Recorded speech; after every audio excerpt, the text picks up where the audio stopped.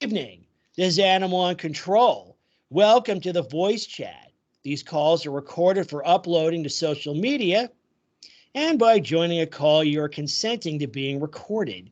Anyone wishing to join a call or the Animal Uncontrolled Discord should email me at animaluncontrol@gmail.com and I will reply with instructions.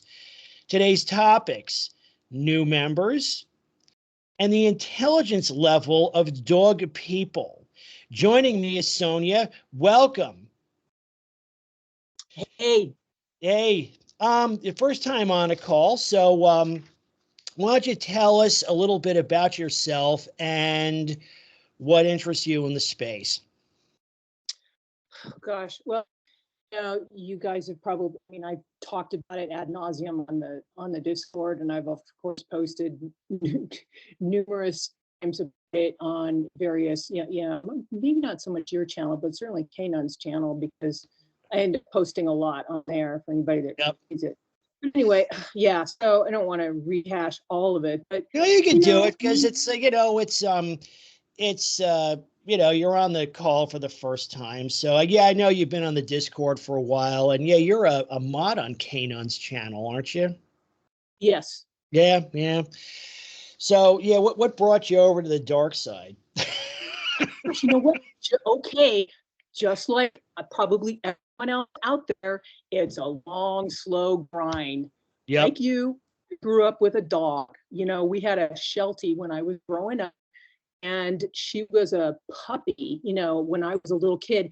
And here's the thing, I don't think I just forgot about, because it just was, I was so young.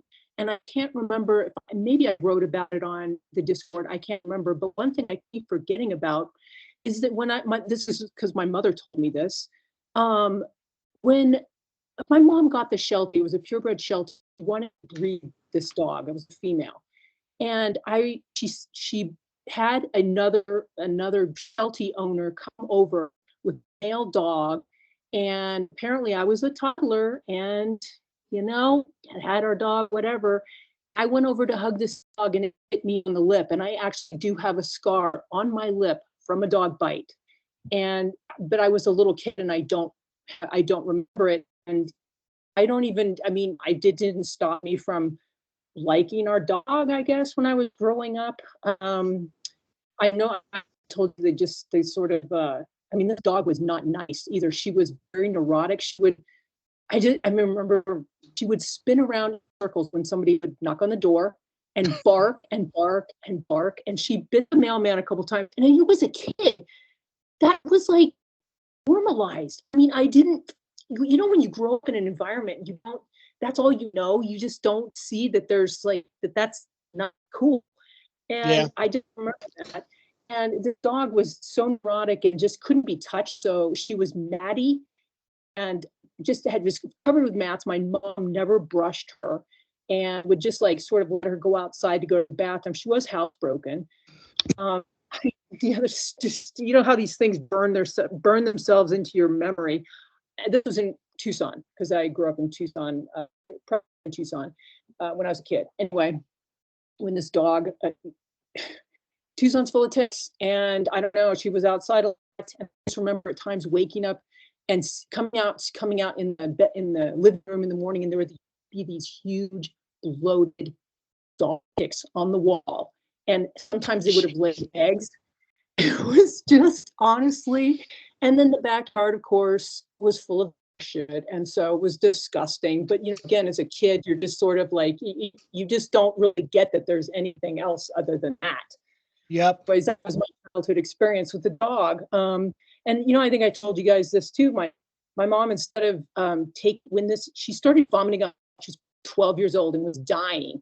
And instead of taking her to the vet, that dog never went to the vet a single time that I ever remember as a kid. Jeez. My mom dumped her at Pound, not even the shelter, the Pound in Tucson, Arizona. And we sat out in the back and she just dumped the dog off there so they could put the dog to sleep.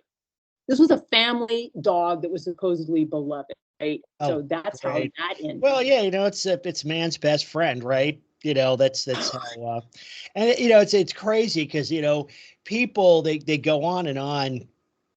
And it's one of their bait and switches because someone will say, "Oh, I love Fido so much. He's like my son," and I've even confronted these people. Well, okay, why do you have him chained to a truck axle 24/7? And then the switch comes, like, "Oh, well, it's just a dumb dog. Who cares?" Right, and it's covered with ticks and it stinks, and yeah, I mean, we did Yeah. exactly. So like before, and I also remember another positive experience I had with the dog was with I'm not German Shepherds, God no. It was with Australian Shepherds. And when we lived in Prescott, we still had this dog, Phaedra. But we, in the neighborhood, there was this Australian Shepherd that was kind of free roaming, and with the kids, he was great. I mean, he was really fun to be with. When the Sheltie died, to my mom to get another dog. I begged her, and she finally relented. I said, I want to get an Australian Shepherd. I think they're so cool looking. We got a puppy, and we tried to housebreak it. We did all the things, and it was destructive, and it wouldn't. I don't ever remember being fully housebroken. And at some point, like I've mentioned before, it chewed up my shoes, my running shoes. We were poor. I grew up. We didn't have much money. So I just money to buy these things. It chewed them up, and I told my mom, I was like, you know what? Get rid of it. That just was it for me. And she got rid of the dog. And I was completely disabused of owning a dog ever again in my life, even though at that point I didn't hate them. I still actually liked them at that point. They just weren't as intrusive. I mean, and people treated them like dogs. There were no pet parents back then. You were a dog owner, and they weren't. Yep. Maybe there was the occasional dog running around at large, but this was not really, because the dog where in Tucson, it would have gotten hit by a car. I mean, I remember your experience dogs is similar, right? I mean, you grew up with them, they were treated like dogs, not children. I mean, it was just a pet you had, Yep. Yeah, well, that was sort of because I guess you and I are in about the same age bracket. And yeah, it was, I mean, people liked dogs back then. There's definitely dog culture, but people weren't crazy. In fact, our first family dog got put down because we had a boxer, and I never really got too deep into that. I mean, I've been transparent about the fact that the dog bit me, and boom, deleted. Took her to the vet the next day, hot shot, gone, right? And at the time, that was considered a kindness to the dog, right? Because most of the time back then, it just got a bullet in the head or it's got its throat cut, for attacking a kid. It wasn't a bad bite. I mean, my arm's still attached to my body and everything. And I don't really have any scars from it, but. And they had other problems with the dog, but that was the last straw. It was done, and they, that's what you were expected to do when something like that happened. But now it's like, oh, you got to find her the right forever home and get her training and blah, blah, blah. Or at worst case, try to rehome her, essentially dump the problem in somebody else's lap, which is totally unethical. But today that's the standard, unfortunately. Yeah, absolutely. I mean, I remember I've been a cat owner for 30 plus years. I got my first cat in college, and I remember when I had two of them. Then when I was going off to medical school in San Francisco, I said, well, you know what, this one cat was I didn't really like her that much, and she was mostly an outdoor cat, and I tried to rehome her to some friends, or somebody might take her. Didn't want her. Just took her down to the Humane Society. Said, you know what, it's not going to work. She can't be an indoor cat, and I just left with the one cat, and I don't know what happened. There was no shaming back then, and nobody would have cared. Okay, You have a cat, you have a dog, you don't want it, you can't take care of it, you just take it back to the Humane Society. We had in Tucson, there was a shelter, a county shelter, and also a Humane Society. So they were two of those things, and you could adopt animals and drop, re-surrender them or whatever at either one of those facilities and stuff like that. Well, so, I mean, there's only shame with giving up a dog, even if it's a dog that's like attacked. Say if it's like if it killed other pets, send family members to the hospital till, yeah, you're the spawn of Satan if you want to, get rid of it at that point. Yeah, there's obviously the problem is with the human and not the dog. Never, as you said, the double standards that exist for dogs. It's like, dogs can do no bad except when they do bad. And then it's in their nature. They're just reacting to their prey drive or whatever when they go after and tear up another small dog or a cat or a wildlife or, a sheep. Yeah. I mean, just every time I see some headline on the news or, on dog or, posted somewhere about more dogs in the UK, like tearing up a bunch of sheep. It's usually sheep. It makes me want to vomit, and it makes me absolutely incensed with rage. Yeah. Oh yeah. Yeah. I mean, imagine if there were sheep like tearing up dogs. What would the reaction be to that? I mean, sheep they'd be exterminated everywhere. They'd be open season on them. But if a dog wants to tear up something else, that's perfectly fine. It's just a dog being a dog, and these other animals don't matter. Nobody cares. Even if it's a really valuable. I'm not even saying I'm not into animal rights, but if you have a livestock that's really valuable, that somebody's really invested a lot of care in. I don't know if Sheepy was going to be able to join, but she always had a lot to comment on that because she's a small rancher, essentially. Shout out to her. And it's not just her, but like that whole vocation or way of life is being, crushed by dogs, by dog people who just let their dogs run rampant and attack livestock everywhere, and say, yeah, all your sheep, all your chickens, all your whatever get killed by at-large dogs. You go to court, you get a pittance, in compensation, but your business, your way of life is just ruined by these things. And yeah, the dog owners they're never really held accountable. I mean, it should be criminalized, but it's not, unfortunately. No, it's not. Well, here's another thing about that a lot of people don't realize about sheep, and I know this because I'm actually a hand spinner. I mean, I spin yarn wool, and so I learned a lot about sheep. There are a lot of sheep, especially in the UK area and the islands and stuff, that are heritage breeds, meaning that they're like kind of, I won't say boutique breeds, but they're rare breeds, and gosh, I mean, there's a whole bunch of them. And in this country, I mean, you see a lot of Suffolks and those are sheep mostly. And you see a lot of like Rambouillet and Merino. And those are raised for primarily fiber sheep. But anyway, a small herd of heritage breed sheep or, goats, or even like hogs or something. I don't know if dogs tend to go after domestic pigs or not, but anyway, those you could decimate a bloodline. A dog coming in there and killing 20 sheep. It's just, I mean, that's extreme. That's more disruptive than people might think. I don't know. It's that kind of stuff, and I think it happens a lot in this country, and you just don't hear about it as much. I think there's a lot of misattribution of livestock predation to wolves, which actually don't kill as much livestock as you think. Coyotes can kill a lot. They especially, babies. Feral dogs in this country. I just came across a research study. It was a PDF. I read through it. It was a feral dog out of University of Nebraska, Lincoln, and I left a link on one of Kanan's comment on Kanan's one of his posts. Either a video or a community post, I'm not sure. Anyway, I read through that thing. It is astounding. I mean, feral dogs, they're far worse than people. You just don't hear about it. You don't hear about it. It's never talked about in the mainstream media. And I don't know if that's just because it's so far removed from like urban life, and because I honestly don't know. You have to go looking for this kind of information, though. Yep.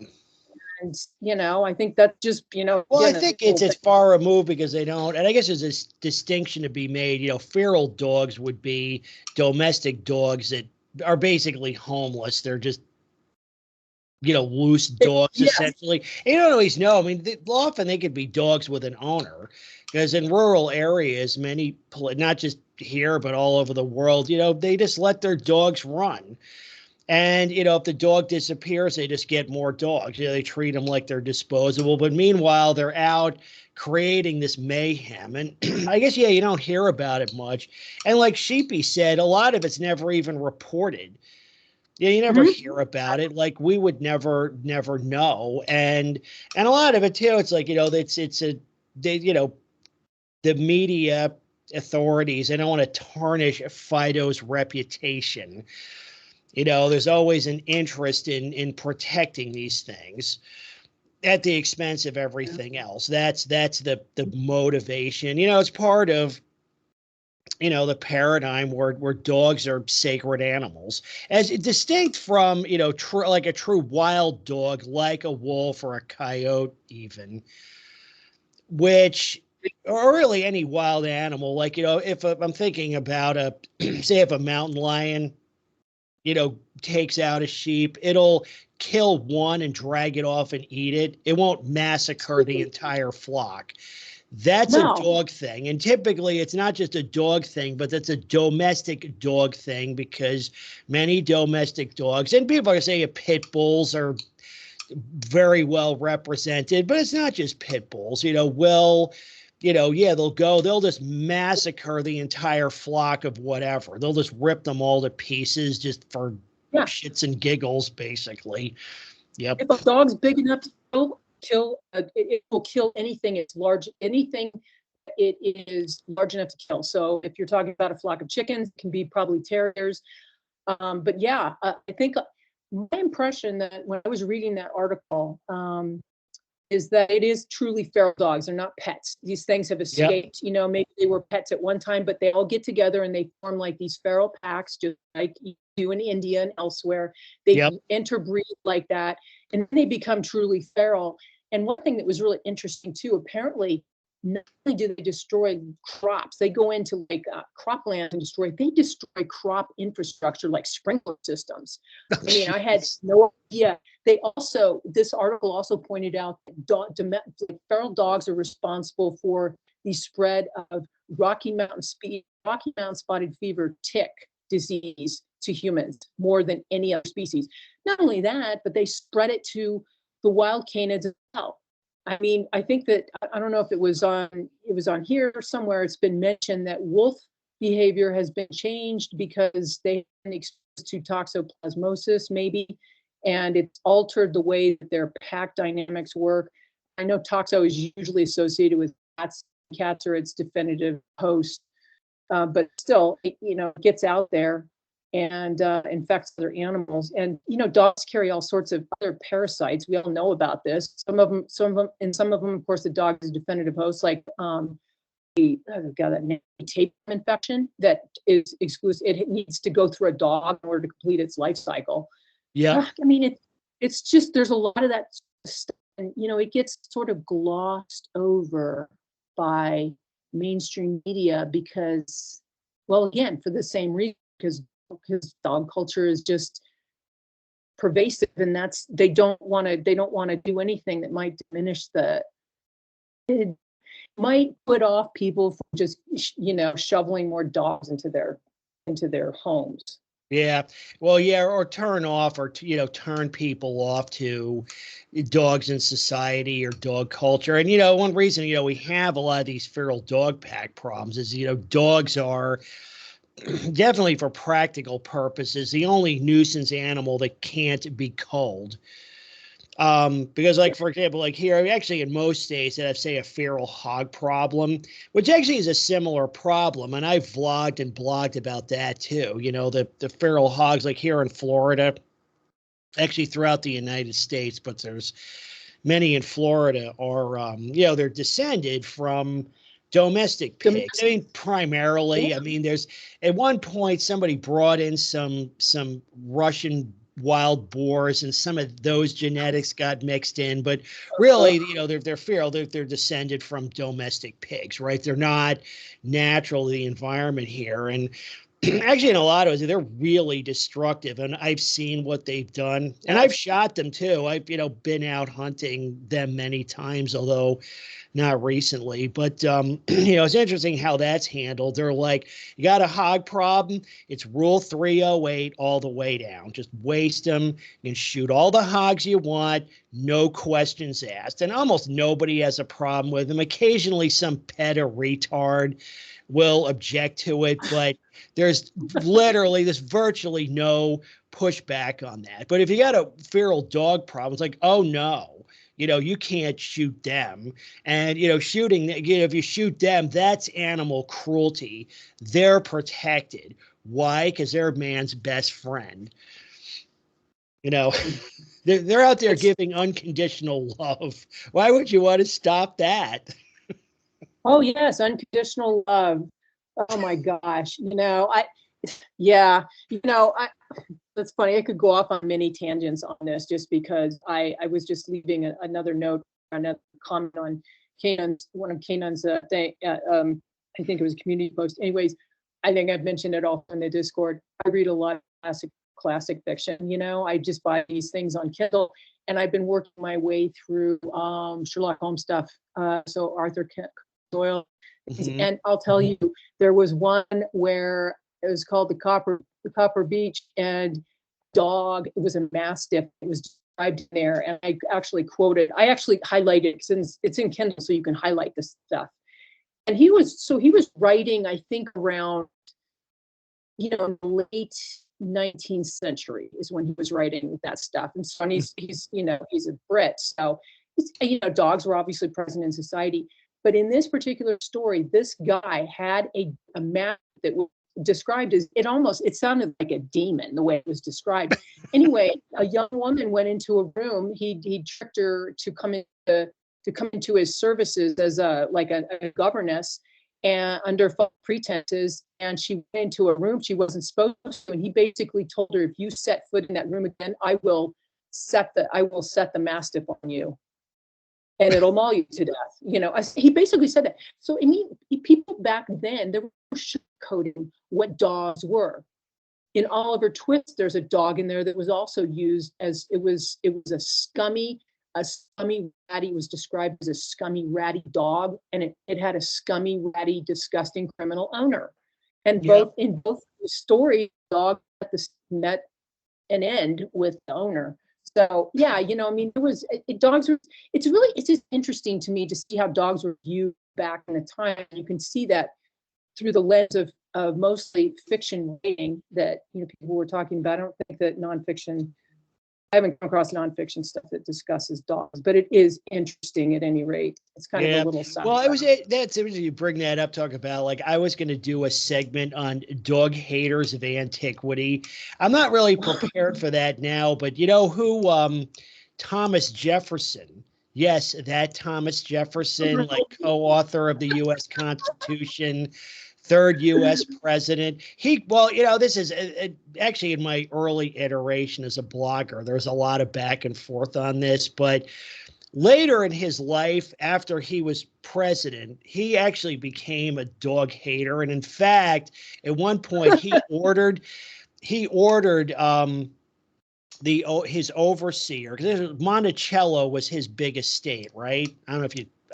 I guess, yeah. So he ordered his overseer at Monticello to kill all the dogs. And at one point he said something to the tune that I don't remember exactly how. He had a very eloquent way of expressing himself, but he made the point that dogs are just a huge time waster for the most part. And this is late. Changed.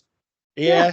Yeah, so, but, TJ was a smart guy, but this was later. Early in his life, he was a big dog person, but later, not so much. Yeah, that's actually interesting. I wanted to get to, because, there's been a lot of talk about, and IHD had a video up, and they were talking about, are dog people stupid? And the answer is yes. Okay, next topic. No, I'm just kidding. So I wanted to explore that some. Are dog people stupid? And I think first there's a couple of things, there's a lot of nuance there. There's a couple of things you have to consider. First, who are we talking about? I want to start the share, and let's see, what do I got here? I want to, okay, yeah, I want to share this. Okay. Do you see this? Do you have video capabilities? I'm looking at, you see this level 1 here, kind of on the upper left, sort of. Level. You know, I see a I'm on YouTube. Yeah, I see a screen, like you're looking at a YouTube screen. Yes. Yeah, there was yeah, one of the blogger or the content creators in the space. His name is Four-Legged Plague. Oh yeah. And he doesn't post to it, but he created this content a couple of years ago. And what he did was he wanted to introduce some nuance into this. So he ranked dog people on a 1 to 5 scale, right? And yeah, I think it's a very, very good metaphor, and I use it quite often. I don't know if it's perfect, but hey, nobody's perfect in this space. I don't have the whole thing figured out either. So he ranked dog people. You know, he created this tier of dog nuts on a 1 to 5 scale. So like your level 1 people, you know, and he says, you know, level 1 dog nut is, he calls him dog nut, is more along the lines of what you would have seen in America during the days when much of America was agricultural. And he's narrating this also. But the point is, like, really before modern dog culture, like say pre-World War II, most domestic dogs really were just farm animals, right? So yeah, so a farmer might have them to help herd cattle or whatever, but it wasn't really a pet. It didn't live in the farmhouse. It lived in the barn with the other animals, and it ate table scraps, and, you know, when it died, they just got another one. So, and that was probably most dogs at the time, you know, like I said, pre-1940, say. And I don't mean to speak for him. Actually, I'd love to get him on one of these calls. So he goes from, you know, 2, 3, 4, 5. And the level 2 dog people are more, when did I get into level 2? Level 2, 1, level 2, right? But, you know, 2 is like sort of a level 2 is like 1 step up. So I mean, it's still a pet, but it still doesn't live in the house, and they use it for hunting, perhaps. But again, you don't see like the 1s and 2s. You don't really see them these days. Most of your modern dog people are in the 3 to 5 bracket. So your level 3 dog people are sort of indoor pet dog people, but they're not crazy. Like, yeah, it's a pet. Really love Fido, but, you know, he's not a kid necessarily. But then when you get into the 4s and 5s, those are your really screwed up dog people, right? Those, yeah, they got the dog mom or dog dad t-shirt on. They're the ones bringing their fake service dogs onto airplanes, the pit nutters, right? Those are your crazy. So I would say that, like, first, we're not like these level 1 and 2 dog people. We're not really contemplating those dog people. Those people are probably irrelevant to modern dog culture anyway. So, but, you know, I wanted to at least start kind of dive into the, you know, first who we're talking about. You know, we're talking about modern dog cultists. So it'd probably be in the 3 to 5 or perhaps 4 to 5 bracket on this 4-legged plague tier of dog nut scale, right? So we're thinking, and a lot of people seem to think because of what they do, the way they act, the problems they cause, you know, their antics on the internet, a lot of, you know, people say they seem really stupid, right? Like below average IQ, like definitely double digit or maybe even down into the 80s. I didn't know if you had any thoughts on that. I have quite a few, but if you want to embellish some or have anything to interject. Well, you know, interesting, because I mentioned, you know, on the Discord that I flipped through the the Dan Eyerly book and stuff, and I kind of did. I didn't really find anything that could immediately jump out as to. I was not looking as much for like IQ intelligence as I was like cognitive biases, because I honestly think that a lot of, when you talk about things like cognitive dissonance and confirmation bias and other sort of traps that people get into, that is like completely apart from intelligence. I think, because you stop and think, what is causing these people to do these things, and to get, I mean, and for me personally, okay, I'm able to differentiate dog owners from dog nutters. To me, there is a distinct difference, and the level 1 and level 2s in this, to me, just dog owners. These are people that understand dogs as a pet, and they don't try to. They're like people were in the 70s and 80s up with, right? And that's like sort of what I consider quote unquote a normal dog owner. They know the dog's an animal, they don't see it as a child, they treat it like a dog, they train, they understand it's going to be what they're getting into, and maybe they have one of them or two of them. They don't have like a whole like that photo of those hounds, Yeah, well, they're not like Sheepy's neighbors that are keeping like 17 dogs in the garage, or Bad's neighbors that have the pack of dogs in the postage stamp yard. Yeah. Yeah, exactly. What puzzles me, and just something, I think just a lot of it is, I mean, I don't know. I kind of go back and forth. I don't think these people are, I wouldn't call them quote unquote stupid, because yes, I'm sure there are. I mean, I think pit nutters are stupid. And there's other reasons for that too. I think it's something that goes beyond the breed itself, and just the type of person that is attracted to owning the dog in the first place. So I do question the intelligence of those people, but I think just the idea of owning a dog isn't necessarily dumb. I know a lot of people in my life that have dogs that were very intelligent, so I don't think it's that. I think we have to be careful not to get into our own biases when we try making accusations like that, because that doesn't do us any favors.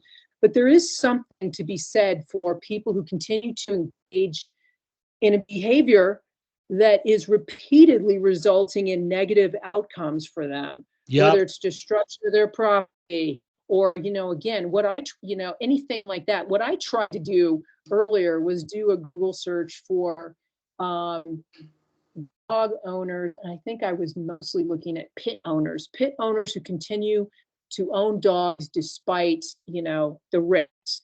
And I couldn't really find anything. There's no literature. There's nothing coming up. I mean, I also looked at cognitive dissonance, associated with dog owners, and all I found was just something that was like something that's done for a study of college students who seem to think that everybody has a really behaved crappy dog except them. Their dog is better than everybody else's. That's sure, the whole of course thing. it is. Yeah. Everybody else is a shitty driver except me. I'm better than average driver, which doesn't make that's logically impossible. So right. Yeah, that's the kind of thing I was looking for. But I don't know if I don't really, I would agree with dogs.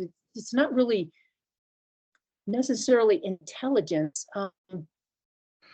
There's also many different kinds of intelligence. Sure. I think it's, I want to tend to say it's more of just a complete denial. Maybe it is a sunk cost fallacy going on with these people. Yeah, it's probably part of it. Yeah. Yeah. Well, you definitely see that when they get the rescue pit bull and they're told, oh yeah, it just needs more training. And then of course, what does it need? It just endless training. So they just keep training it, and it's destroying more property, and it kills all the other pets and sends a kid to the hospital. But you don't want to give it up now. It's like after all you put into it, right? Yeah, it's literally, it's a sunk cost, scenario. Yep. I think that's part of it, but I've thought about it after I listened to his live stream. I was thinking about it. It is an interesting idea. What do you think? I mean, what are your thoughts? Well, here's my thought. I mean, I think that probably, particularly because we're talking about our 3 to 5 level dog people. I think they probably on average are probably below the general population, because dog owners are not a majority. They're a big minority, but they're not a majority. And obviously, too, is you can always have outliers. So if you take a group of people, some arbitrarily defined group of people with an average IQ of 90, well, some of them can have an IQ of 140, right? Because 90 is the average.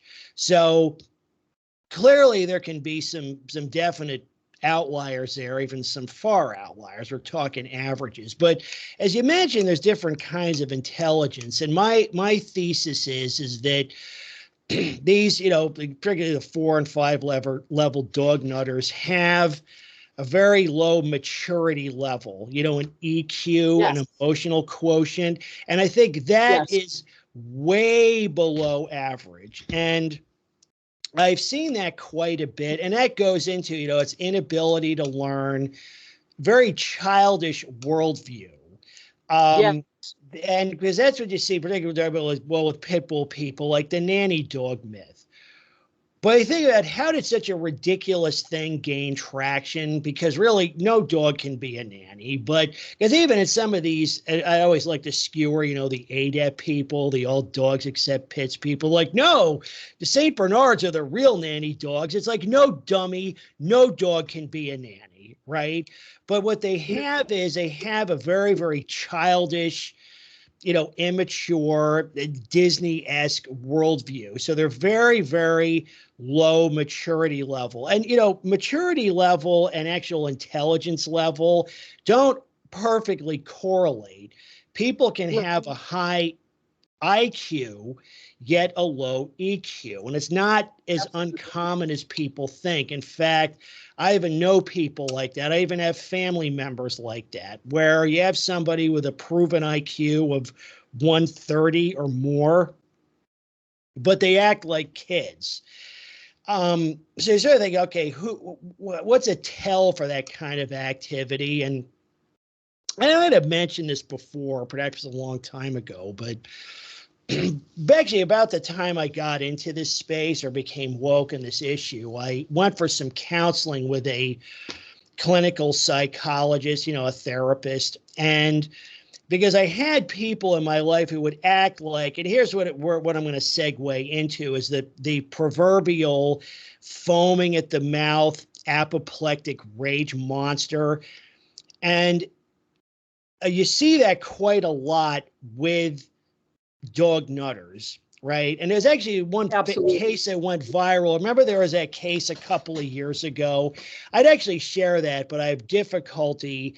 For some reason, audio doesn't come up on these shares, but there's a case in Central Park where a woman had her dog off leash in the park, and a man told her, she said, look, you have to leash your dog, right? And she just went completely nuts. She just went completely off the rails. She's like picking the dog up by the collar. She's screaming at him. She calls the police, right?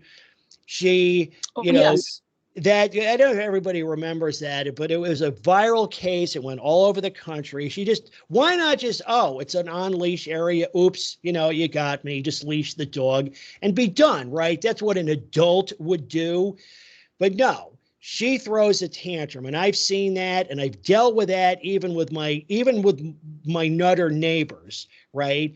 You tell them, it's like, look, you need to keep your dog in accordance with written community codes, and they flip out. And I've shared that too with, well, not the current across the street neighbor, one of the prior ones, almost tackled me in my driveway because actually it wasn't me, another neighbor had called animal control for the 147th time on her dog.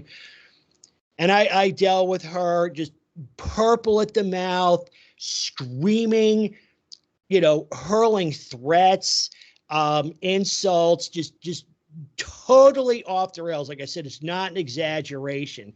Foaming at the mouth, rage monster behavior. And which is so totally out of proportion to what's being asked for, right? Like if you catch somebody littering, if they throw their McDonald's wrapper on the ground, you say, hey, could you put that in the trash? You're like, fuck you, fucking die, I'll fucking kill you, you motherfucker, I'll rip off your head, shit down your neck. It's totally out, and it happens in a lot of people.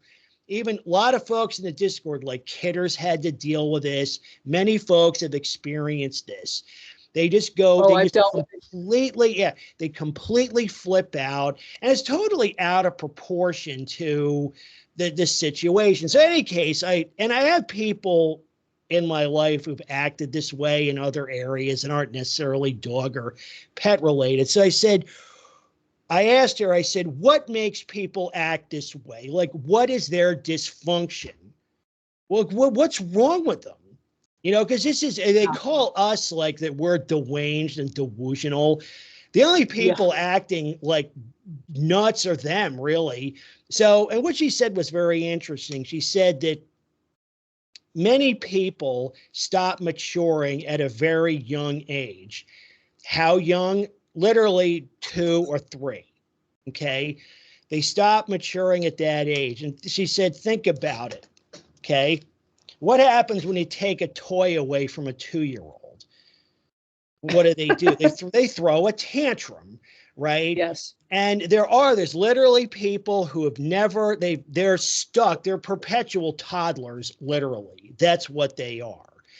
And I thought it was very, very interesting, but it fits perfectly. I'm like, yeah, that totally makes sense. It was like my whole worldview, like just my brain lit up like a Christmas tree. And not necessarily stupid people, although I think probably most of them are in the double-digit IQ range. And it also fits with a lot of their other worldview because they basically live a fantasy life, particularly when it comes to dogs, right? Dogs are man's best friend. Dogs are solution to every problem. Only dogs give unconditional love and blah, blah, blah. Their whole set of basically vapid narrative assertions, and they just lap that shit up. They believe every positive thing said about dogs. So they have a very childish, like I said, Disney-esque worldview, just like, a 4-year-old or 3-year-old would watch Peter Pan and they say, Nana, it was the Saint Bernard was a nanny dog, and they think that's real. And to them it is. And most people grow out of that, but some don't. And that's I think that is where most of these people are at. We're essentially dealing with a bunch of, full-grown toddlers. Yeah, these people are, I mentioned it I love to something called theory of mind, which is basically, and theory of mind basically is the idea that as a human grows, little kids think the world is all about them, right? I mean, that's basically that's how they evolve. That's their developmental stage. At some point, they start to realize that other people have different viewpoints than them, and so that's what theory of mind is: recognizing and accepting that other people have different opinions, beliefs, values, etc. than you. These people are stunted. They are emotionally stunted in that way, and they can't just grasp the idea that anyone thinks than them. And the idea is just they become apoplectic when somebody says something that it goes against their belief, and especially if it's criticizing their dog or whatever. And yeah, like you said, I've gotten into a shouting, profanity-filled shouting match with a pit nut years ago. I'm sure I mentioned it on the on the Discord at some point, and it's just back into it's just again that ratchet up. It was actually moved to this town where I live, which I will not mention on the air, but where I live, and it's a nutter town, and it was a dude. It is. You should put up a sign like at the city limits, welcome to Nutter Town. Dude, I'm telling you, man, just you can't get away from it. My God, I even got like one of these things in the mail today, one of those flyers, like local businesses. I'm flipping through it, and there's an ad for a liquor store, and it has a picture of their fucking dog on there. Of course. And I was like, I mean, am I going to go in there and see that thing if I go into the liquor store? Anyway, but yeah, no, this guy was he had his pit on a retractable lead. We were walking up the street, and it like veered towards me, and it wasn't like aggressive, but I mean, and this was 12 years ago, shortly after I moved here, whatever. And I arc away from it, right? I mean, even though I wasn't at like full, like level 5 dog hater stage at that point, I still didn't like pit bulls, and I don't want fucking dogs sniffing me. I just like, keep your dog away from me, right? Yeah. And so it starts on this tractable leash, and it like arcs towards me, and I arc away, and I, under my breath, I just said, keep your dog on, keep your dog on the leash. And he said, what did you say? And I turned around, and I mean, I was like, I said, keep your dog on a shorter leash. And he just like, it was just like he was jonesing for this shit, just waiting for people to challenge him about his nasty ass gargoyle mutt. And my my boyfriend, and we're now married, but anyways, he was just sort of trying to break it up. And I'm like, I do not, some people will not, I always read on like Dog Free and stuff, and not, people are like, I'm not confrontational. Well, guess what? I fucking am confrontational when I'm in the mood. And, I generally just, do that shit when I'm like by myself, because it upsets my husband. He's like, Oh no, but it's like, there's a dog here. Wife's gonna go. Like, oh, he's like, oh, with the dogs, And I was like, it bugs him to be real about it. I'm like, well, you know what? They're everywhere, and this is why I can't fucking stand them anymore. I mean, I had to start, like I said, I mean, I've mentioned this a million times. I had to get pepper spray when I moved into this subdivision, because I was harassed 2 days in a row by dogs charging up to me, barking and snapping. And it not only did it scare me, but it pissed me off. And I was like, fine, I'm getting some spray. And so this way, even if I never have to use it, I feel like I have some agency, because you never know if there's going to be a rock or a stick around. I mean, when I was bitten by those two separate occasions when I was trail running, they came out of the blue. They just ran past me and nipped me really hard. It was an attack. They nipped me, but it really fucking hurt, man. It bruised and bled, and scarred. And after that, every single time I saw a dog off leash, I mean, I'd immediately run and pick up, like I'd look around for rocks to pick up, and I would throw it at the dog and yell at it. And I've never been since.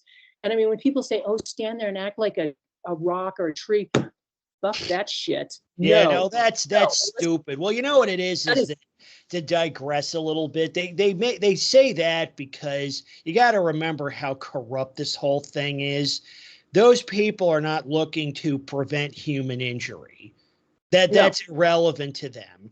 What they want is, they want to prevent injury to the dog, because they don't want the dog, knocked on the gourd or stabbed or shot or whatever. So they say, oh, just stand there and just let him do whatever he wants, because that's in the dog's best interest. Yep, exactly. Yeah. Well, in the times when I had these off-leash dogs come running up to me barking, I'll grab a handful of rocks, and the owner, if they're around, if they're in visible range, they'll say, oh, he's friendly. I'm like, keep your away from me, or I'm gonna brain it with this rock. Just keep it away from me. And I'm serious. I mean, I've gotten into confrontational yelling matches, just even in my own subdivision, with people that are off leash dogs. I brandish all I do is I hold up. I mean, it's gotten better. I think there's, in my subdivision, there could be more pushback, because I've started noticing that even this woman who used to go running, she runs with her pit bull off leash, and I'll say it's well trained. She calls it off to the side. She didn't used to. She would stop and just, don't worry, he's friendly. I'm like, okay, whatever, just keep it off to the side. And it would stare off into space when I move past. But now what she does is she pulls it, she stops, she takes it, the trigger, physically holds it. Like, why don't you just leave it on a leash when you're running? Then you won't have to do these things. But you know what? Whatever, these people. She goes, well, I understand. She said to, my neighbor and I were walking. She was like, I said, well, thank you, because I try to make a point of telling people, thank you for pulling your dog off, because it's courteous. I mean, I shouldn't have to thank people for doing the bare minimum, but this is the world we're living in. So I thank them for that, to let them know I appreciate it. And she said, yeah, I understand. I know a lot of people, not everybody's comfortable seeing an off-leash pit bull. This woman knows. She knows this dog has a bad reputation. Yeah, they know. They know. They know. And but they also know too, is like, if there's people willing to hold them accountable or push back, like, things do change for the better. And I think, in my neighborhood, we don't have a lot of dog problems. Although there was I put on the Discord, there was an off-leash dog out back behind me. Actually, I didn't even see him. He was in the woods, but he was barking. Yeah, he was Yeah, yeah. barking, and I don't know. He just moved on because it was too loud. It wasn't. My nearest neighbor in the back is over 100 yards away, so there wasn't. But I could hear him walking around back there. There was a large animal walking around. I'd heard the barking. But apparently he moved on. He's not going to stay back there forever. So I didn't sleep too well last night. You're always kind of on edge. It's like, is it going to come back? Is it something I got to, deal with? Is it going to wake me up at 4 a.m? But once a neighborhood gets like, and I have sort of a loose network of people here that will push back also, even, call it, contact authorities, even go to court over this stuff. So we have basically a situation where, the wet towel has been thrown over like the extreme nuttery here, but it's not easy. It's like a war. And it's just constant. It's just one battle after another. No, it's not. Sorry, go Because ahead. as you said, these people are primitive. They're like socially not very evolved. I mean, they can't see the view of anybody else but themselves. They think the world revolves around them. A lot of them are narcissistic or have narcissistic tendencies, and they are hostile and antisocial, and that's how they behave. And they're freaking bullies. They try to bully and bully everyone around, and they've gotten away with it. They continue to get away with it. That's laws, all this shit, and it's going to keep happening until more and more people get sick of it and start pushing back. And calling people out, your off-leash dog, and all that stuff. Yeah, you have to push back pretty hard too, because again, they're very immature, and it's not so much they don't see other people's viewpoints. But particularly with my conversations with the shrink was that it's that they don't see other people's viewpoints. They don't see that other people have needs, interests, and so forth. Like other people say need to sleep in their homes, for example. They don't recognize that or respect that, so they let their dog bark all night. And they have, rationalizations for doing it because it's for protection, or it's it's his job to bark or whatever. But they don't respect that. And what it comes down to, I don't know if you listen, but it's always a good time to bring this up because again, we're dealing with a bunch of perpetual toddlers or small children at least, and you need to set and assert very strict boundaries. You need to say, okay, this is the way it's going to be. And that's why we have these problems. And I think a lot of it, if you want to blame it on something, other than the dogs and the owners themselves, it's probably just poor parenting. Most of these people grew up without any realistic boundaries. So they think nobody told them. It's like, no, Fido can't go to the restaurant with us. Why? Well, because the adults say so. You can't reason it out with them. You can't. You can't. We deal with a ton of these people. You can't reason it out. You can't say, okay, here's a bunch of good reasons why not. Just you need to say, you know what? No, and that's it. And if it happens, bad things are going to happen because of it. So it's kind of like if you have a neighbor with an endlessly barking dog, you need to just say, you know what? You're going to stop noise polluting my house or else. That's what I went through with the ex-neighbors across the street. And I gave a whole bunch. I wrote them a desist letter with some digression. But the bottom line is, you're going to stop doing what you're doing. You can either do it on your own or you can be forced to stop. Because, and I've said to you, I'm not going to discuss this any further. It's going to, escalate to court. You're going to be sued. You're going to lose property, because I can dock paychecks and execute on property and so forth. There's going to be real, very painful consequences. And, obviously that just, most of these people just never encountered that. So kind of what it's doing, it's almost like, in a way, it's almost like you're being a surrogate parent, because that's what has to be communicated. that, Yes. you know, we're not going to forget about the civic values and people's, you know, human rights and all that stuff. You need to tell them stop or else. Or else. Yeah, it Okay. is. And It is that's like what dealing with needs to love. be. And that's the only way to deal with these people because, yeah, they have the mentality of a 3 or 4-year-old or less. Mm-hmm. Yep. Yeah, absolutely. And well, another thing too, of course, as we've talked about again in the Discord and elsewhere, the laws that exist, leash laws and stuff, it doesn't do shit, not enforced. I mean, my Yep. God, you know, it's like Jesus, you know, like it says service dog only, but holy crap, no, all somebody has to do is say it's a service dog, and here's my fake, you know, thing that I have, this medical condition I have, and they drag it in. I think I told you guys this, but I went to sometime over the fall, and I went into the Walmart by myself because my husband was out of town, and there was a service, there was a dog in there that was clearly a couple of them that were not service dogs, and I was like, I was the fucking Karen in this situation. I was like, can I please to the matter? And I told her, and I just said, hey, listen, I just thought I would tell you. I mean, I've seen these dogs in here, and they're clearly not service dogs. And she, you know, I think you might remember me talking about this. She just kind of shook her head and rolled her eyes. She goes, you know what? Yeah, we have to deal with this. She goes, and I hate it. She goes, there's not much we can do. All we can do is ask the questions and stuff. She said they have threatened and bullied and yelled and cussed at my greeters.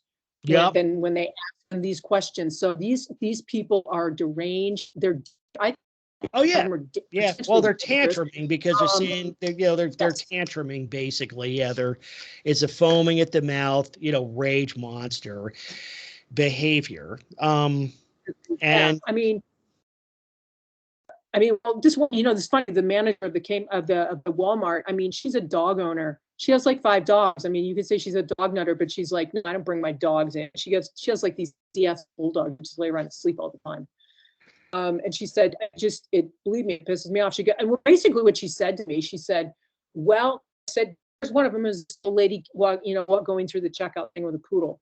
And she just looked at me. She said, well, you know, kind of under breath, she said, well, you know, how's your stuff to the health department? So she goes, I can't, but you can, you know, and stuff like that. So they're not allowed. Yeah. Is it company policy that they can't contact the health department? Because really anybody should be able to. It's like saying don't call. Well, if somebody pulls a gun and points it at you, like don't call police. We don't want to lose the business, you know.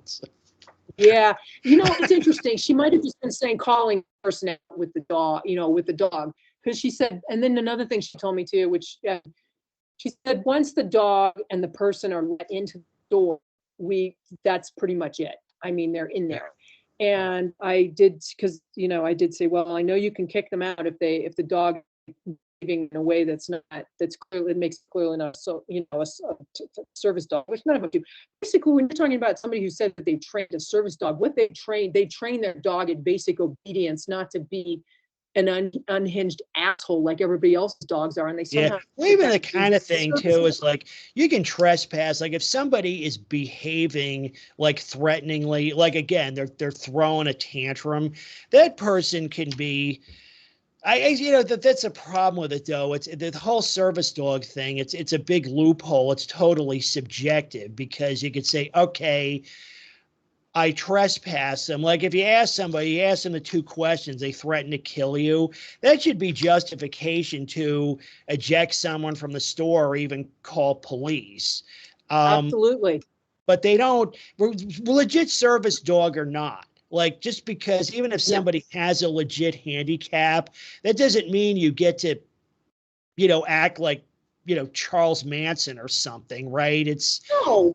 But that's that whole, I mean, we were talking about that in the Discord earlier. It's the whole service dog scenario is a huge, I mean, it's just a raging dumpster fire of fail. But ironically, they talk about stupid people because, you know, I as I mentioned earlier, talking about the intelligence level of these people, I think most of them do have a below average intelligence level, or at least they're just so they're just somehow unable to learn or process information or, you know, That's a anticipate sign of or intelligence.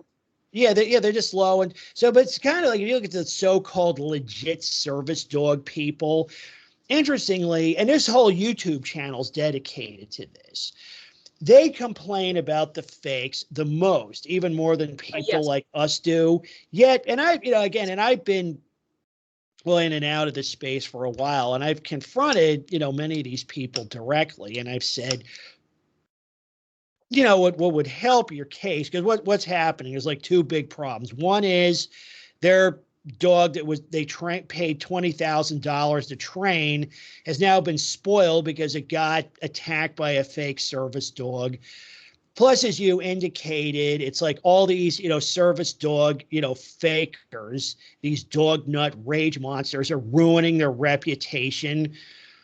They're basically draining all their political and social capital, right? And I said, too, as I said, okay, look, those problems could be mitigated if you were to subject to some oversight, like, say, like agree to a formal permitting system. I wouldn't be a perfect solution, but it would probably because it would definitely get rid of the low effort fakes, which is like 95% of them. Yes. Very few of them. Most of them, again, these are really lazy. Again, they're immature, stupid, lazy. They're not going to, like, you could say, well, they could get fake IDs, but most of them aren't motivated enough to do that even. And I said, okay, so, we can have a formal permitting system. It doesn't need to be that intrusive. You don't have to. They always say, oh, but that's the kind of thing, too. I'm just arguing the same thing over and over again. Like, you want us to give up medical privacy. It's like, no. All you got to do is show the permit. That's it. Doesn't have to say what your disability or medical problem is. If you bring a dog, it's like, you got a permit, fine, proceed. That's it, right? But they don't want to do it. They are like genetically resistant to it. And they say the whole thing, well, you're, ableist, you hate disabled people, and blah. So like, you know what? Then fuck those people. You know what? Fine. You're not going to be able to bring your stupid ass, whatever, diabetes alert dog, which is probably a complete fraud anywhere, because you know what? The minute you walk into Walmart, it's going to be eaten by a fucking fake service Rottweiler, right? Because you did not agree to any oversight. And that's what it is. Yeah, we're reaching. I think it was your term. We're reaching. The service dog, the fake service dog singularity. It's a fake service dog where literally, they're not going to be able to forget about going to Walmart. They're not going to be able to leave their house without becoming a snack, right? But that goes back to is they're too stupid to realize that really they're part of the problem. Not only are they part of the problem, they're enabling the problem. They're making the problem worse because they'll endlessly agitate, right, to maintain the status quo, which is, you know what? They'll say, my Fido is a legit service dog because I say so. End of conversation. None of you filthy peasants are going to regulate me. No, there will not be a permit. Nobody's going to ask me for shit. I can do whatever I want with no restraint whatsoever. Oh, and by the way, that service pit is fake. Kick it out. Look, dummy, that dog, they're hiding behind the same standards, which really the only standard is there are no standards that you are. Okay, that's it. Well, it goes back to what we're just talking about. They don't realize that other people have needs, interests, or even the same capabilities. That person is saying the same thing. You say your Fido is legit. They're saying their Rover is legit. Nobody has to prove anything to anybody. You get the last word on it. they get the last word on it. End of story. Done, right? Yeah. Well, the rest of us know y'all are full of shit. Yeah. None of these are service dogs. They're not necessary. There's just, again, like we talked about, there is no, I mean, like to get medical devices and medical equipment out in FDA, they have to, a company that produces things like CGMs or uh, whatever, the more invasive it is, the more specialized it is. When I say invasive, I mean, like, is it implanted like a CGM or something like that versus just a finger slice and you can buy. There's standards. I read up on it a little bit, and there's just some different FDA sort of processes that you have to go through in order to get a device. Oh, sure. Approved Yeah, the standards for that. stuff. But yet, dogs, there's no randomized double-blind studies used for these so-called service dogs to show that they're more effective than like hugging a pillow or whatever. These people, again, there's none of that. And I mean, that to me, that's such an egregious problem with the whole thing. It's like, I tell you one thing I've been noticing on the YouTube ads. I've been seeing a YouTube ad. I saw a couple of them for ESAs, and one of them was like, here, how to get your dog certified to have a shrink. There's shrinks everywhere. Basically, call this number and you can find one in your area who will write a letter so that you can have a certified ESA. And I'm like, what fucking scam that is? And then you wonder why it's a problem, well, because ESAs are only protected in housing. They don't have the same, rights. They have fewer privileges than like so-called service dogs. At least in ESA, though, at least you're right, because probably most of those prescriptions, if not virtually all of them, are pretty frivolous. It's like, oh yeah, I'm anxious. It's like, oh, okay, here's your service dog, or your ESA prescription, but pay your money and your certificate. Oh, sorry. Go ahead. I missed that. Oh no, sorry. I just said pay your money and get your certificate. It's like those pill mills, like the OxyContin pill mills. It's the same thing. Just go in there. They might ask you a couple questions, and then here you go, and you just pay your money. It's just it's just another way to fleece money off dog nutters. Really, I really think it is. Yeah, that was another thing I wanted to bring up today was, it kind of overlaps with the economic aspects of this. And like I said, or I've said, my premise is that this, the dog religion is just that. It's not really an economic issue, but there are economic aspects to it. And I think that, and I don't even know if they're necessarily nutters, but given the low maturity level, like the childish worldview, and probably most of the time low IQ level of these dog people, they're very, very easy to manipulate. They're very easy to fleece, because one thing I've noticed is going back to the nanny dog myth, they'll believe anything positive told to them about dogs, right? So if one of them turns up, if they got cancer or they got diabetes or perhaps some legit disability, it's like they're going to say, somebody can tell them, oh yeah, I got the fix. You need a service dog, right? It only costs $20,000, but it's totally worth it, right? And they're going to, like most of us, like you and I would be like, probably, that would be the last thing we would do. But one of the, contentions or premises of dog culture is one of the 10 commandments of dog that I wrote up. I don't know if you're familiar with that, but one of them is that dogs are all perfect, right? They can do no wrong. So, pursuant to that, a secondary, principle is that, well, they're the solution to every problem, right? So if you're diabetic or disabled or you have PTSD, a dog is a solution to the problem. Full stop. Whatever your problem is, like I said too, it's like, your air conditioner blew up, get a dog. And you think it sounds like I'm being silly, but that even stuff like that comes up.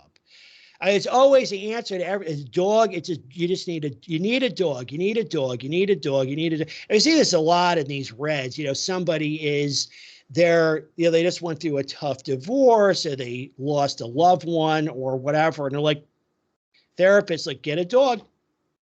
Get a dog. And I don't know too. Is these therapists, so they have a a monetary or economic interest in that, or they just, they're just pressing their religion off on somebody else. Saying, yeah, you need to, find the, surrender your soul to the furry Jesus. That'll fix everything. Yeah. Furry Jesus just cracks me up. It's so wrong. It's really well, it's interesting. Maybe we could talk more about service dogs. You mentioned too, it'd be interesting to go through all the contentions they make, right, about these, medical alert dogs or dogs for the disabled or whatever. And perhaps we could assemble like a medical alert or fake service dog bingo card, kind of like I did with the barking dog bingo card a while back. Yes. Yeah, no, seriously, I read the dude and it was like, that is fucking hysterical. I mean, I'm like, yeah, I mean, yeah, that was excellent. I liked it. You know what? Could check off all the boxes, because everybody I know who's a little sick and tired of, who doesn't like to hear barking dogs, they've been. You're going to hear at least a couple of those. Yeah. Oh, and those, absolutely. but it's interesting too. Again, you talk about intelligence levels, or intellect levels. Actually one reason I got into the space, or why I started blogging about it, was I wanted to improve the level of the discourse. Because, a dozen years ago, like nobody had applied any critical thinking to the issue. But what's interesting is that, our narrative is progressive, right? We actually come up with like new things to say, new ideas, new thoughts on the matter, but they don't, right? They've been saying, you look at the barking dog bingo card, they're just still saying the same things over and over and over and over again. Like nothing ever changes with them. And again, because I guess they're incapable, they've got their set of talking points. There's no thought process. Like there's no intelligence there. They're just mindlessly repeating the same things over and over again. Which, that's all it is. They're just parroting this, the same garbage that we've all heard a million times. Yep. And they know that there's no legitimate, those aren't legitimate arguments. They're not defensible. They're not, well, they're designed to, and maybe some smarter people among them came up with it, but they're expected to just ends a conversation. It's even with dangerous dogs, it's like, why did Rover kill the baby? It's like, well, he was provoked. It's like, okay, I guess it just makes it perfectly fine then, right? I mean, it's just everything. It's like, no, that's not the end of the conversation. That's the start of it. It's sort of like, okay, define provocation, or how is that legitimate? Because it seems that like, okay, what's legitimate provocation? Like just consuming air? Does that justify Fido attacking somebody? But they never get into it to that length, right? It's like they just spew the same things over and over again. And they really refuse to engage at any. Well, I mean, I've given up trying to engage with them in a civil way a long time ago, although occasionally I do, because you listen to that call. I'm not going to say his name, but it's our little buddy. That material was never released. So, I tried. There's other folks on the call. Yeah. And I said, let's not needle him too hard. Maybe a little light snark is okay, but let's, treat him with some respect. But of course, how did he act? And he's just a kid, but he's actually another good example of what we're talking about, because what was it? Well, there's a lot of things. It was really interesting about that call, and I didn't pick up on it. I don't know if you picked up on it. We were talking about boundaries, like, again, because toddlers don't recognize boundaries, right? That's part of, it goes to their maturity level. And actually, I had set some ground rules for that call. That was before you were on the Discord. But I said, okay, we're having a call with this person today. Here's the rules. Keep it to PG, right? Try to treat the guest with some modicum of respect. And everybody was pretty cool. But how was he? Well, a lot of things. There is lewd insults, tortious accusations. And Yes. when I listened to it again later, I realized you can hear it like repeatedly. I had to remind him. I said, look, this is my call, right? And you're going to, stick to the boundaries. Like all this, like these lewd insults, that's unacceptable. And think about it. Yeah. Here you've got a teenager with a group of adults like acting that way. Like I would have the Yeah. shit beat out of me when I was a teenager. What's interesting is and you and I had actually discussed him offline also. Like, I don't think people would say, well, he's just an idiot. I mean, again, talk about IQ level. He's probably average, but he's very, very immature, even for his age. Like if he's 15, he's probably like 15 going on 5 because Yeah. he's feral is what he is. Yeah. Feral child was a description. And Yeah. again, yes, I mean, when I was listening to it, he kept coming back to the whole like the master thing. Yeah, it's I've like been listening to this. Jesus fucking Christ. I mean, really, really. And you're like, hey, can you not? We said we're not going to talk about this again. Like, it's like having to smack a puppy on the nose with a rolled up newspaper. Yeah. Again and again and again. It's like you told not to do this and you did it anyways. Yeah. It's like dealing with a toddler or a fucking puppy. They need to be disciplined and I mean, most people, again, with a functioning an IQ level and also just a sort of, just even I would say, base level of self-awareness Yeah. and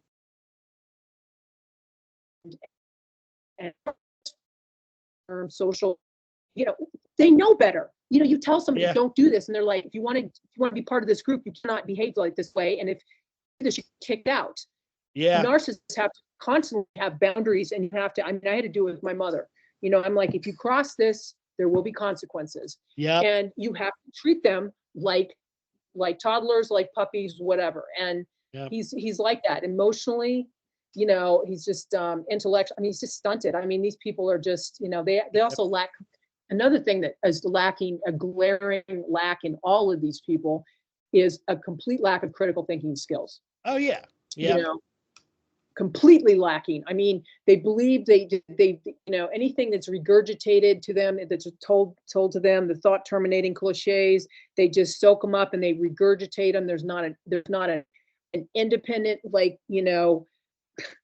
synapse going on in that entire brain matter. Yeah. To Oh yeah. Yeah. Well, back out. It was interesting, going back to that call was, because, I remember I was asking him, his contention is that IHD and that other person are those two characters are indeed the same individual, right? Which really, it's an outrageous, tortious claim.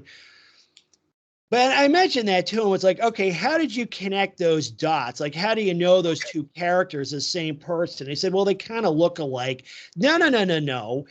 That doesn't mean anything. It's like lots of people look alike. I mean, people tell me, I guess I have one of those faces. Hey, you look kind of like so-and-so. It's like, yeah, but I'm not him, right? It's like, lots of us look like other people. But so maybe I don't think they look alike. But even if they looked exactly the same, that really wouldn't prove anything. It's like, how do you know those two characters, same person? You're like, well, they have kind of the same facial structure. It's like, lots of people have the same facial structure.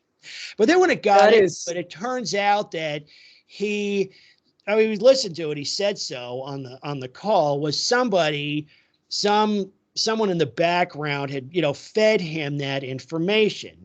He said that IHD is really this other person, right? And what I told him was like, okay, this person, they're using you. That's what I said to him. They're using you to promote this information, but you realize this could get you and your family into a lot of trouble. Yep. Both in and out of the legal system. It's a pretty, serious accusation because it's something provable, right? It's not like saying, well, so-and-so is a perv, right? Well, that's just an insult. But if I say that person is actually on, right, the government, offenders database. That's either they are or they're not, right? So that's provable, and it's also disprovable.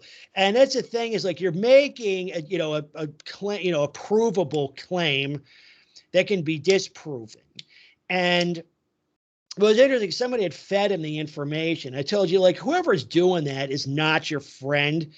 They're not. They're not your friend. But what was interesting was that he, going back to them being gullible, somebody, for some reason, he took it upon himself to crusade against IHD, and indeed many other people in this space. And he just gobbled it up.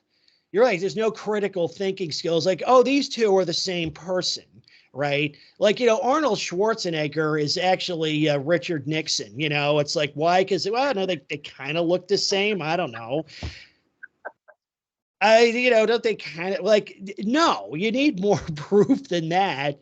Really, you'd have to know them both. But that was the premise made. And even after that, that video he put up, it's still up, right? He didn't take it down. Because maybe he's actually convinced that they are the same, because that's what he wants to believe, right? He wants to believe that, people like us, we're all just a bunch of, perverts and criminals and cretins and all that. We're not, relatively normal people with a legit beef. They don't want to believe that. They're like, no, you mow on. Mow on, yeah. You mow on, you deranged, you delusional. But it's interesting. But so, that goes to point, though, is that, it's not necessarily, because some people said, well, does he have Down syndrome, or is he MR? And I said, I don't think so, because he's smart enough to create those videos and post them. Somebody with an IQ of 70 can't do that. At least I don't believe so. But he does have, so he's, probably average, but it's very, like I said, or we've been saying, it's very, very low maturity level, even for a teenager. Yeah. I mean, that goes to the whole trolls in this space anyways. I mean, it's almost kind of sad to see some of them think that they really had like a gotcha something, and I'm like, well, I have 2 master's degrees. Gotcha. Gotcha. And you're just like, they talk about like appeal to authority. It's like, oh yeah, I don't think we're talking about that person. I guess we'll keep that person nameless, but that person hasn't mastered anything except, I don't know, making a fool out of themselves. Yes, I mean, comes in with these one-liners and think they completely owned you, and I'm like, I'm like, what? You have 2 master's degrees and you're coming in here and trolling like this? It sounds like you might something failed in your education there. Yeah, I don't know. I guess, have educational standards like dropped that low? It's I don't know if it's impossible, but it's appeal to authority. It's like, that doesn't make you right, It's like, well, 2 master's degrees, it's not showing. Let me just tell you. I mean, it's like, yeah. I mean, it's not. Well, no, they it goes to, it's like a lot of talk about, low maturity level or IQ. It's like, they're definitely people who never really blossomed. And I wrote about this last decade. It was that, it seems to me that a lot of people get into dog culture. So, it's a way to, gain instant sort of social status or social capital, be part of the in-group. Oh, I'm cool now, right? Because I do this thing. And it's also a way to compensate for probably just having a kind of an empty life, I guess. In other words, if they have a job, it's probably some boring do-nothing job.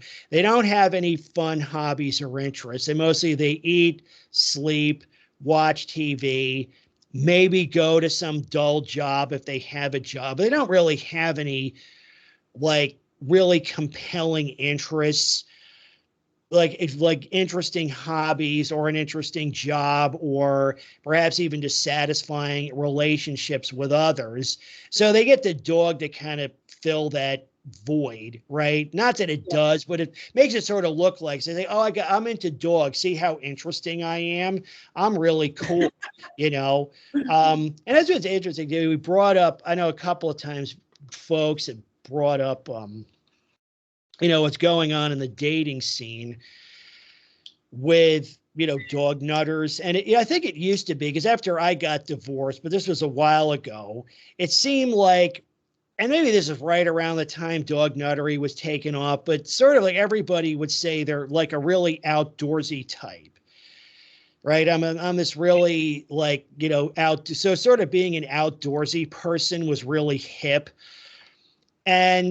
But then, because as you get to know some of these people, you realize they're really not that. Maybe they went hiking once or something, And I'd say, well, I'm actually a hike leader. I'm a certified hike leader. Not now, but at the time.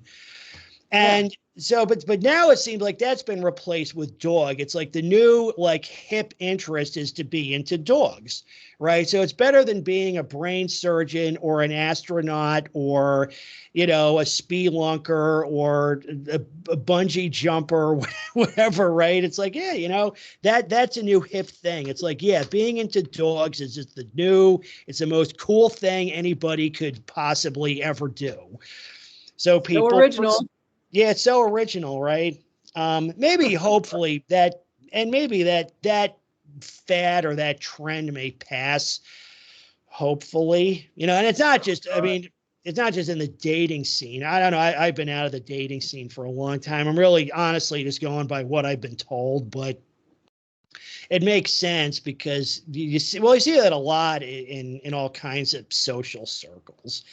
Like a next door. I don't know if you're on next door, but it's always like everybody talks everybody. about it. It's all about. It should be called Next Dog, or It's maybe dog. Dog Door. Dog door. That's really apropos, especially since the dogs seem to be getting out of the dog door constantly. Next running around. That's what everybody says that they post about lost dogs. I thought that the dogs were so loyal. But, yeah. Well, there was one near me where, well, yeah, it's like I would say 6 or 7 out of 10 posts are dog related. Yeah, it's lost dog, found dog, abandoned dog, dog crap, dog barking, loose dogs, dog, they need a dog vet, dog grooming, dog food, more dog crap, because that comes up a lot. Hi, my name's Mary, and this is Trixie, my fur kid. Like, welcome us to the neighborhood. I mean, I see that like every day. And it's just dog. It's more and more. It's like dog, dog, dog, dog, dog. But it was interesting. One of them was, a woman's dog had run off. It disappeared, and the dog was found. It was living, and it was a construction site nearby, like maybe a quarter mile or a half a mile away. And the dog didn't want to leave. He didn't want to go home. She was getting all the handout junk food that the construction workers are. Oh yeah, construction workers were feeding him, and he's like, "Hey, this is pretty cool," So he didn't want to go home. He wasn't lost, so she knew where he was, but he just refused to come home. He's like, "No, I live here now." He basically, that's awesome. So really, the dog abandoned the owner, literally. Because everybody's writing. The unconditional love they show for their owner. Unconditional love, But everybody's writing, "Oh, I hope your precious fur baby is home soon." It's like, well, even if he does, like, I guess she could like trap the dog and bring him home. But the first time she opens a door, he's just going to go back there. Yeah, absolutely. Well, here's another thing too. I hadn't really given this a whole lot of thought until I was reading this book. I'm sure I referenced it in the Discord, and now I can't remember the name of it. It's just about the secret lives of animals, kind of. And one thing that it pointed out, and this is so true. And after I read it, the book, I started watching it, and it's so true. is that, I mean, the author of the book was saying basically dogs, it was not about dogs, about all kinds of animals, but dogs were mentioned a couple times. And he said, dogs really want to be around their own kind. Think about it. When you're walking your dog, what does it do when it sees another dog? It doesn't care about the owner. It wants to go sniff the other dog's butt and interact with it, because it doesn't care. It's more interested. If you were to drop the leash, if all these people, dog owners, would drop the leash, the dog is going to immediately abandon them and go running off to interact with another dog, because they care about their own species. They don't care about humans. I mean, they only care about humans in terms of them being fed and stuff, but it's not, I mean, a dog is not going to, it's always going to choose another dog over owner. I see it every time. Yeah. You walk and the dog is immediately straining. It doesn't, if it could get away from its own and just go away and be around other dogs, that's what it would do if it was given its own choice. Yeah. It would not stick around with people except to get fed. Yeah. I mean, well, what the answer to that is? The answer to that is dog people need to get more dogs, so their dog has other dogs to hang out with. Oh God, no. The solution is these people all need to go fuck off to like one part of the country and all cram themselves over there and let the rest of us live in a dog-free state, dog-free country, dog-free whatever. I seriously would love to live somewhere where I never had to see, smell, hear anything dogs, and you say, it's funny. And here's another contradiction with the dog nutters that I'm sure that you probably have heard before. Some like dogs, and they're like, well, you should just go move off your own island. And like, but then at the same time, you're like, I would love to live in my own dog-free community. The minute you suggest that, they're like, well, we need to come in there and infect it with our dog. Oh, yeah. I mean, totally. Well, that's the thing, too, is, they always need to, because that's what they do. One aspect of this is it's a proselytizing religion. So they need to, inject dogs into everything. And even places where the dog doesn't need to be, and it's sort of like, the whole service dog loophole, enables that. But I see that too. Yeah. Like, say here, in Florida, we have most beaches are let's say it's pet free, but nobody ever brings anything else to the beach. But there are dog beaches, right? So like, for example, near me, there's a big state park that would allow dogs on other parts of the park grounds, like in the camping areas, but not on the beach, right? But there's a county park adjacent to it that does, right? And I got pissed off because I was there and I saw two dogs that, again, were clearly not service dogs. I actually blogged and vlogged about that.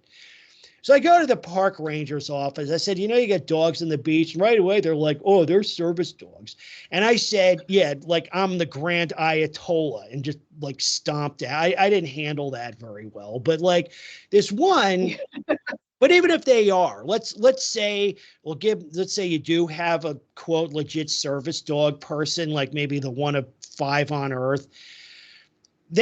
Okay, you're a legit service dog person. You want to go to the beach. Why not just go to the dog beach with your service dog? I mean, they're going to say, well, because it'll be disrupted by other pet dogs, which is probably a good point. But why do you have to bring that to the dog-free area, right? Particularly when you already have like set-asides. Okay, we've got dog beaches, dog parks, all kinds of set-asides for these things, which really they don't deserve to have. Like, why are cities spending millions of dollars, like purchasing land for and maintaining dog parks? Why? So, but in any case, like, yeah, they always got to do that. They always got to bring their dog to the dog-free space. I think in a lot of it is that they know at some level that dogs and dog people suck. They don't want to be around them. So they go to that. So yeah, if you had, a dog-free city in the U.S. would not fly due to service dog and ESA dog laws, because you would say, okay, this is a dog city, they're prohibited. Well, all I got to do is say, service dog, and they're in. So that's the problem. But even if it weren't the case, yeah, they would relentlessly try to inject dogs into that space. It would be just like, we have with pit bull restrictions and the like. It would just be an endless political battle because they would just, rather than respect that, okay, there's some people that want to live in a dog-free area, they would not. Like we've talked about, they do not respect the rights or the interests or the needs of others at all. And not only that, they're not content to just do their own thing. They have to shove their dog in everybody else's face. So that would be like the political battle of all time if somebody tried to do that.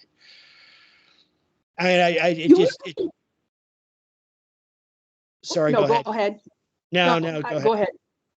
I was just going to say the only way this would work is if, I was thinking of this, I was like, if you have to start small, like with say like a subdivision or something like a homeowners association, and you say, and they set up the covenants right away before it's even built or whatever, and they make it very clear, this is not a dog friendly place.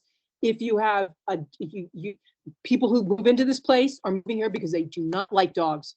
You would come here with a dog. You will be, these are the requirements. You will face these restrictions. You will have to submit, like other places in California, your dog will have to submit a stool sample for a DNA analysis. And there will be people narking on you if your dog is off leash. If it violates any of these rules, you will be kicked out or you will be fined or something like that. Yeah. And basically say, why would you even want to live in a place where people are hostile to you? That's the only way it's going to work. That's the only way a place. I was thinking about that. That's the only way a place like that will work is if you just listen. No, everybody here is hostile to you. Yeah. You do not want to bring a dog. You and your dog will not be welcomed here. And if you try and force your way in, just know you will be watched and you will be, that's well, you'll be held accountable. So yes, you might wind up. And I think that's the thing is like, accountability to dog people is like sunlight to a vampire.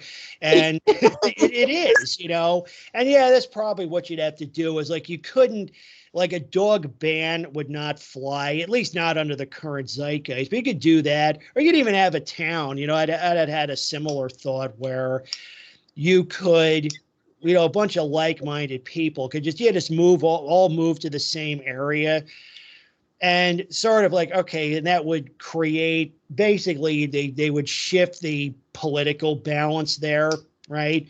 So, and also you have to make sure, so you'd get, your people onto city council, into all these positions of authorities, right? So say we're going to elect you mayor. So what did you do the first day in office? First, you go to animal control, fire everybody, right? Get rid of them all. Same thing, chief of police, fired.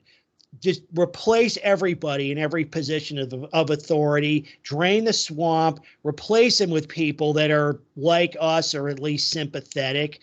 That will actually, enforce the rules, right? And then you impose rules like you're talking about with like, we're going to DNA test every dog. We're going to have, even just dog licensing, most places that have, quote, mandatory dog licensing, the compliance rate is in the single digits percentage-wise. It's a joke. They're all a joke. But no, you get people in that are going to enforce this to the letter. And you don't even have to be like overt about it because, like I said, you want to, it's kind of like, picture you're in charge of some neighborhood militia. Going against the Mutt Matrix is kind of like challenging the U.S. Marine Corps, like an open field battle. Like they're just going to obliterate you. But if you go covertly, like if you look at like, to pursue the military metaphor, what the Vietnamese did or the Afghans did, right? Where you're like covert about it, you're asymmetrical, you can gain some traction. You can actually make things go your way. So that's what I would do is I don't even know if I'd even be like overt about it, but I get a bunch of like-minded people together. Essentially take over or gain majority status in a community. And yeah, just like basically you don't say no dogs allowed, because that's, again, it's like hoisting the red flag, right? Saying it's That's like true. painting a big, like it's like putting a bullseye in your chest.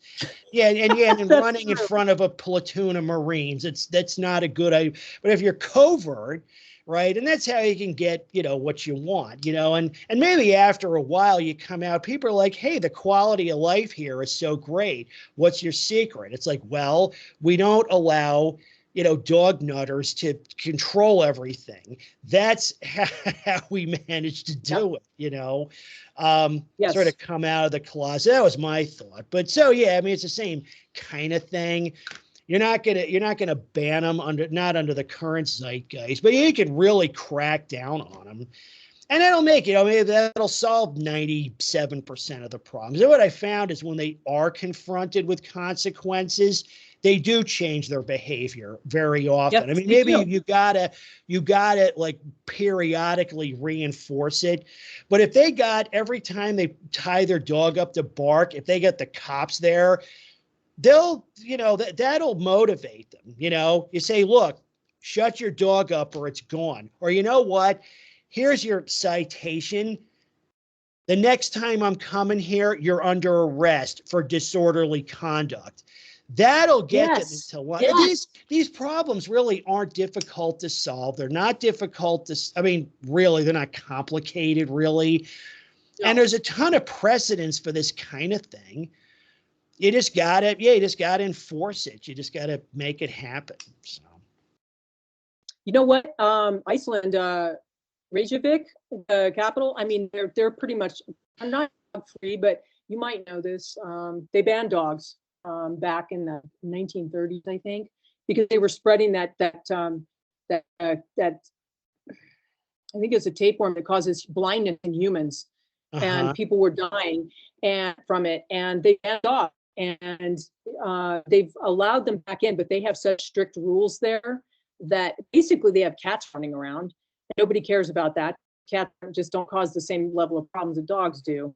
And but yeah, you have to have. They ban pit bulls and other bully breeds. You cannot bring those onto the island.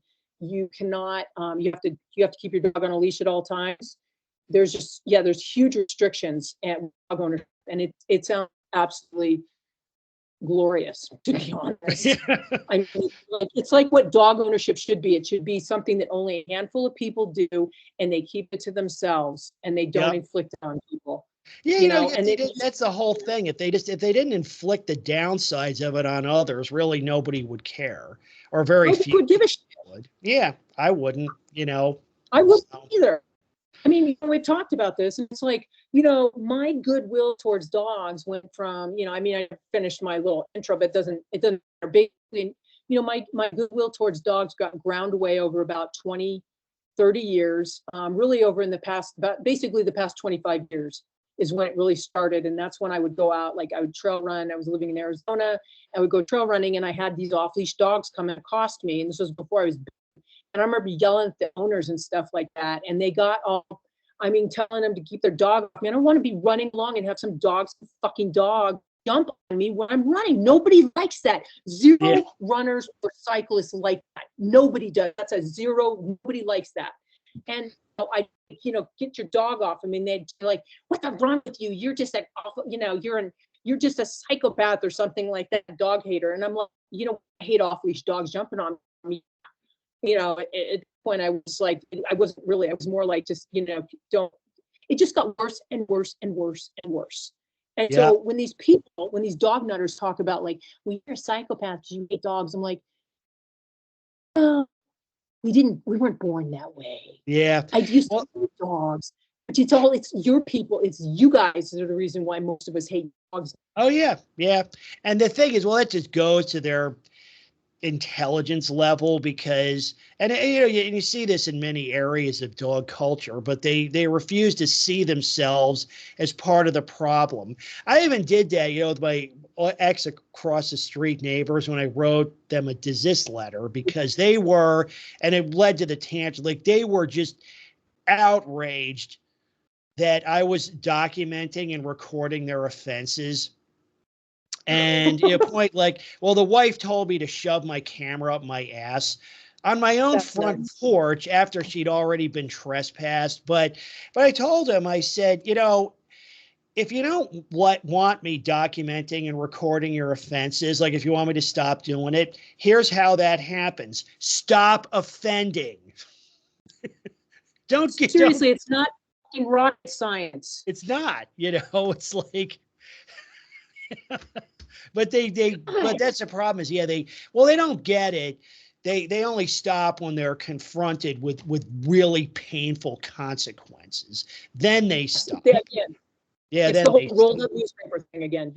These people, that's where the stupidity comes in. Somebody who behaves like that is not intelligent. I mean, they're not intelligent in any way, shape, or form, and they also lack empathy and their social defense. And you guys have maybe talked about it, but those studies have been done that I mentioned that anybody can look up that show that there's a correlation between increased social deviance and ownership and law breaking, criminal behavior, and ownership of aggressive dogs.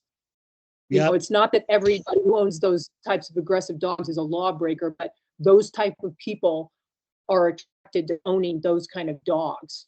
Yeah, and I think they're attracted. Dogs are an attractive nuisance. They attract those kind of people. I think mainly because, and you don't have to be super smart to realize that. I mean, it's pretty obvious that dog people can just do whatever they want with, if not no consequences, like very few consequences. Like, if their dog attacks a jogger, if your dog is a big fan of jogger snacks, they know they're going to get away with it at least a few times. Right. So they'll pursue that, and they get off on it. They like, terrorizing and injuring others, and they pursue it because at least they're confident that they'll get away with it. That's why people get pit bulls. 90% of them, the use case is to, project aggression and intimidate people. They know what these dogs are about. They know. I mean, and again, you don't have to be like, a NASA rocket scientist to see that. They know, but the thing is, because they're like little kids. They know that's an area where there's like few, if any, boundaries. So they can do what they do with impunity for the most part. And that's why, I mean, probably correcting it, you'd take, pursuant to your idea, you'd have to, it has to be like, a draconian law and order arrangement. Even like the smallest infraction is just gets their nuts crushed. That'll get them back in line. But that's the only thing they understand. The only thing they understand, it's the only thing they understand is a punch in the nose. That's all they get. So I say, fine, give it to them. Yeah. Yep. I mean, it's I don't know. It's like it's a nonstop thing. I mean, just even, like, again, every time they say, why are you so obsessed with hating dogs? And I'm like, dude, I cannot walk out of my fucking house and not deal with dogs. I hear them not barking like to one side of me.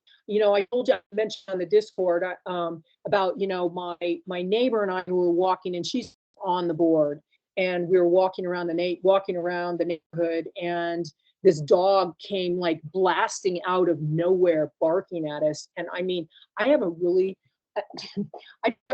loud, obnoxious voice. I don't know how loud my voice is coming across on here. Hopefully not too loud, just because I don't know how well my microphone's working and stuff. I apologize if it's loud. But anyway, when I saw this thing, and I didn't have my pepper spray with me, because, it's a street. We normally don't have to worry about this. This dog launched off at us and running off down the driveway in front of us and started barking, and its hackles were raised. And it looked like a cross between like a shepherd and like maybe a pit bull, but mostly shepherd. It had that shepherd coat, Yeah. And I fucking lost my shit on this dog. I mean, I yelled at it and shrieked at it at the top of my lungs. And my poor neighbor, she had a hearing aid, she just like, I have a hearing aid. She goes, oh my God. She goes, oh my God. Oh my God. She goes, please warn me the next time you do that. But dog so loud, and it shut the fuck up and started whining.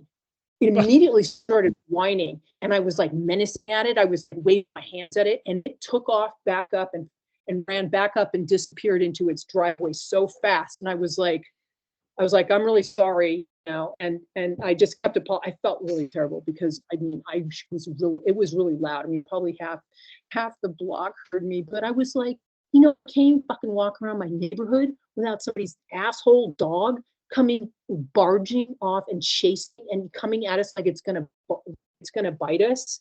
And of course, you know, you yell at it and you do that, and most of them are just like a bunch of cowardly little bitches, and they run off.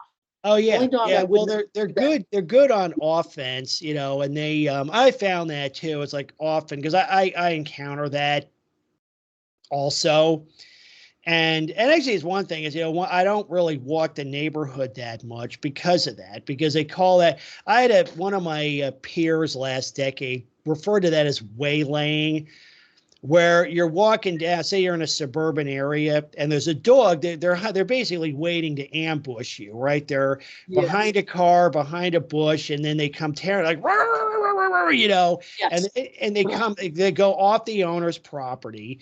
And yeah, it's what I do is I just lean in, I yell, stop, you know, and they do, you know. I had this one dog where it was this enormous brindle pit bull came out from behind this house. This dog was like just tearing at me full speed. And so he's come straight at me. And I did. I leaned in, I bellowed, sit. And you know what he did was he stopped and he flopped over on his back and put his belly up. Oh, wow. Yeah. So he did okay. He didn't do exactly, but I found that, you know, too, I was like, yeah, if you really yell at them, you know, I've related many of those stories. I almost shot a pit bull while hiking a couple of years ago, and that's what pissed me off too. Is that property is dog free, so here I am and being charged by an off leash pit bull in a dog free area, right? And so I pulled a gun. I was in the middle of nowhere. Nobody saw me, but I yelled. I pointed at him. That's what you're supposed to. He pointed. I yelled, "Stop!" And he did. He literally did a backflip and took off back towards the owner, who was around a bend in the trail. She didn't see that I pulled a rod on her dog, and but I almost shot him. I almost shot him. You know.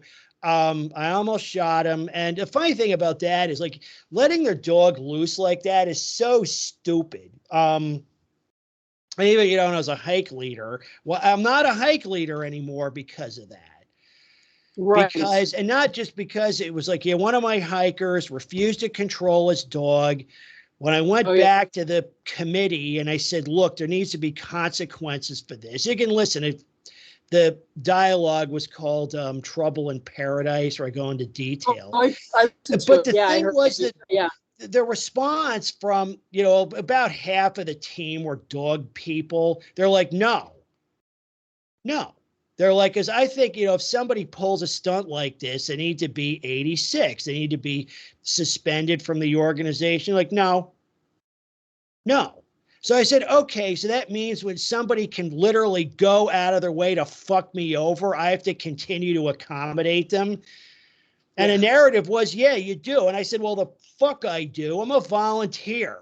Like, I'm out of here. You know, like, screw those people. But that's what, I mean, yeah, they just ruin organizations, but that's their well, it goes back to their attitude. But yeah, turning a dog loose in a place like, as a dog was injured as a result of this, which all turned out to be my fault. Yeah, but it was all my fault. Yeah, they ran. I didn't actually see the injury as it happened. I assume he ran into a palmetto, which they call saw palmettos. They have these saw-like stalks. Yes. They can actually injure. You can cut somebody with them. It might have been something else, but that was the default assumption, I guess. But it was interesting that other property with a pit bull was, because yeah, there's you know, I tell people, it's like, look, there's, even if all they cared about was the dog, turning a dog loose in a place like that is a terrible idea, even just for that reason alone.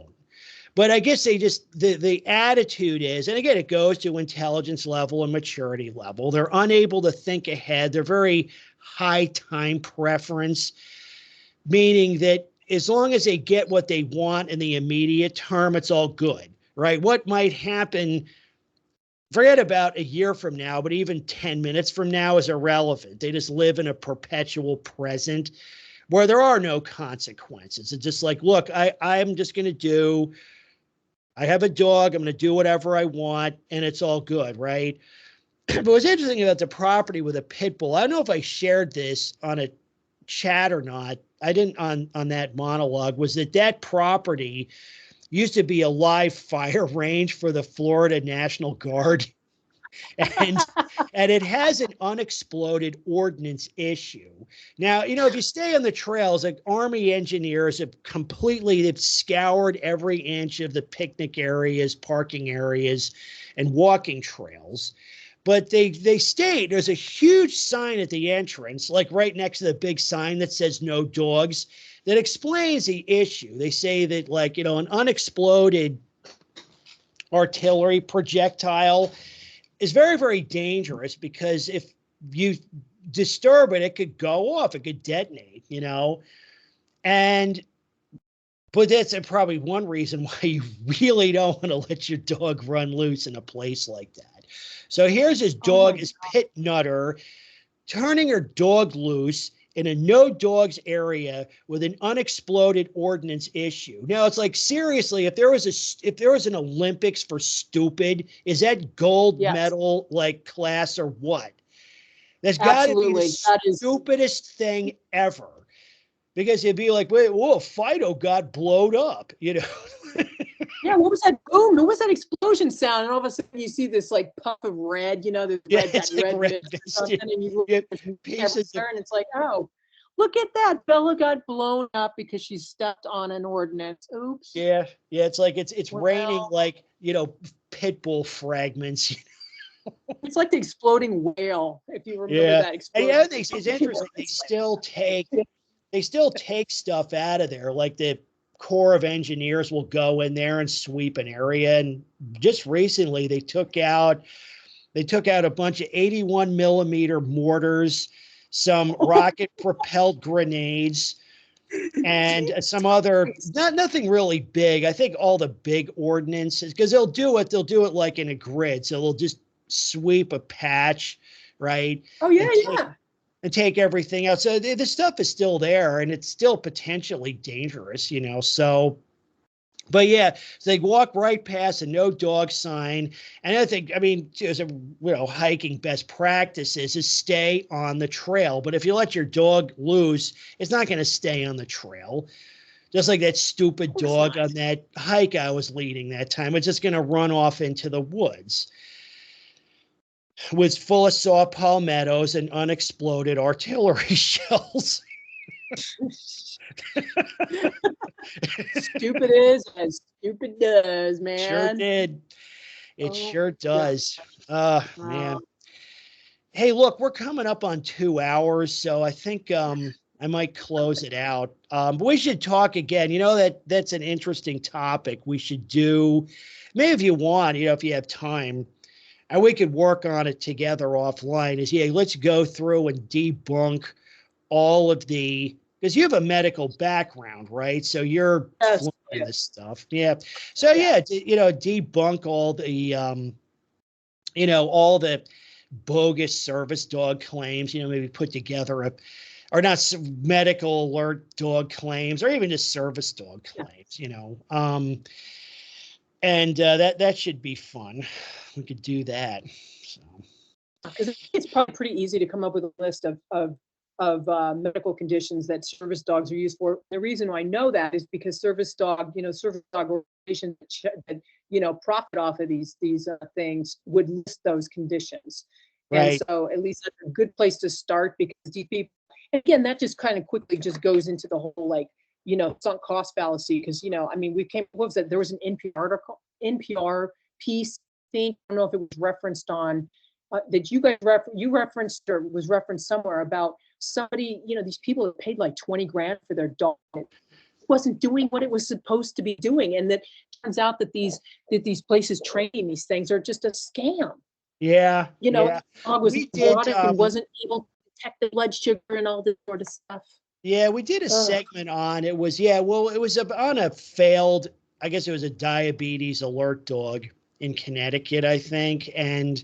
Yep. Yeah, it turns out, yeah, this woman had paid. Well, actually, you know what it was they'd done a fundraiser at her church to raise money for it. So the church raised $20,000 to buy this dog, which was, it turns out, I mean, she liked the dog. I guess she was a dog person. So she was definitely fond of the dog, but it was basically useless as a medical device. I mean, it would, exactly. when there was a thunderstorm, it would run and hide. Yes, that was the story. The story. It's like, okay, so you pay 20 grand for a pet that was, Yep. you know, that didn't live up to its promise, but you don't want to spend like $20 getting just a glucose meter over the, you know, through Amazon and some whatever. Yeah, no, this would be interesting to go into because, you know, I remember leaving a comment back on a YouTube video about somebody who was insisting that their service dog, you know, help them. They had sort of, and they mentioned the condition and I went searched it and I was like, I wrote back and I said, well, according to this, even the service dog site says that pillow can be used to hug on when you have this condition. So, yeah, you know, there's I mean, there's no like warranty. Yeah, there's no warranty or guarantee with these things either. You know, it's like even if you read into the fine print, and we covered that also. There's no, I mean, certainly no guarantee or that these things are going to work. You know, it's sort of like what they say is, well, it's just going to be a dog being a dog. So it might sniff out a hypoglycemic event, or it might not, you know, it might just be off doing some dog thing, right? It might go, you know, if you have your hypoglycemic event, it might alert you, or it might just go eat turds out of the cat litter box. You know, it's, you know, because it's a thing, is it's a dog. And I think they even put that in the paperwork. You know, it's a dog and it's just going to do dog things, which means like, okay, then what good is it? I mean, except as a pet. I mean, apparently, as they put, they say, well, the satisfaction rate is very high, but that goes back to my narrative is it the whole service dog scenario is just an expression of dog culture. It has nothing to do with helping disabled people or people with medical conditions. Really, again, it's just when somebody gets a service dog, it's really just an expression of their, you know, faithfulness to dog, you know, of their piety or whatever. Like, oh yeah, I got a service dog, you know. But it really has next to nothing. You know, that's the pretense. Like a lot of things, you know, in the Mutt Matrix, it's all totally fraudulent. It's never really about what it's supposed to be about. Well, coming up, I think in a month or so, we're going to have another dog bite prevention week. Interesting that like dogs are the only animal on earth that need a prevention week.